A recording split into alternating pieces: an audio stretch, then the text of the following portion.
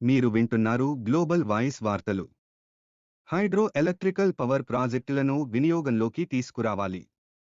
రాష్ట్ర ఉప ముఖ్యమంత్రి మల్లు భట్టి విక్రమార్క నిర్దేశించిన సమయం ప్రకారం పూర్తి చేయాలి. పనుల పురోగతిని క్యాలెండర్ను రూపొందించాలి.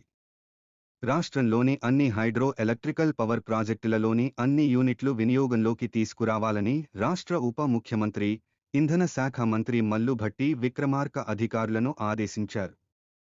శుక్రవారం ఆయన నల్గొండ జిల్లా నాగార్జునసాగర్ జెన్కో పవర్ హౌస్లో రాష్ట్రంలోని హైడ్రో ఎలక్ట్రికల్ ప్రాజెక్టులపై సమీక్ష నిర్వహించారు. ముందుగా అధికారులు అన్ని హైడ్రో ఎలక్ట్రిక్ ప్రాజెక్టులపై పవర్ పాయింట్ ప్రెజెంటేషన్ చేశారు. ఆయా పవర్ ప్రాజెక్టుల వారీగా ప్రస్తుత పరిస్థితిని వివరించారు.